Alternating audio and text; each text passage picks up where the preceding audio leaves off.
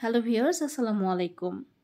আলোচ্য বিষয় anomaly scan কি এবং এই স্ক্যানটি করতে খরচ কত হতে পারে। চলুন জেনে নেই অ্যানোমালি স্ক্যান কি। সাধারণভাবে বলতে গেলে অ্যানোমালি স্ক্যান হচ্ছে আলট্রাসোনোগ্রাফি, যেটাকে আমরা বলতে পারি আলট্রাসোনোগ্রাফির লেভেল 2। এই স্ক্যানটি সাধারণত গর্ভাবস্থার 18 থেকে 24 সপ্তাহের মধ্যে করতে হয়। এটি সকল মায়েদেরই করতে দেওয়ার জন্য উপদেশ দেওয়া হয়ে থাকে। এটি আপনি চাইলে নাও করতে পারেন, কিন্তু এই স্ক্যানটি আপনি কেন করবেন, এর মূল উদ্দেশ্যটা কি? এর মূল উদ্দেশ্য হলো গর্ভস্থ শিশুর স্বাভাবিক বৃদ্ধি হচ্ছে কিনা তা দেখা এবং তার কোনো শারীরিক ত্রুটি হচ্ছে কিনা তা খুঁটিয়ে খুঁটিয়ে দেখা।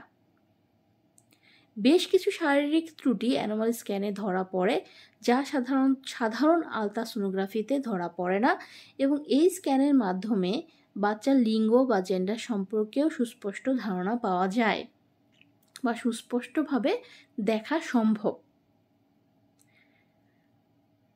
দ্বিতীয় প্রশ্নটি মায়েরা যেটা করে থাকেন যে এই স্ক্যান করতে খরচ কত। আসলে জায়গা ভেদে বা হাসপাতালের ধরন ভেদে এটি ভ্যারি করে। সাধারণত 1500 থেকে 4000 টাকার মধ্যে।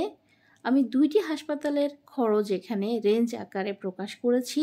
ধানমন্ডি পপুলার বা পপুলার হাসপাতালের খরচ হচ্ছে 2200 টাকা, এই জন্য রেঞ্জ 2000 থেকে 3000 টাকা বলা হয়েছে, এবং মেডিনোভা হাসপাতালের ইনভেস্টিগেশন খরচটি হলো 3000 থেকে 4000 টাকা, অর্থাৎ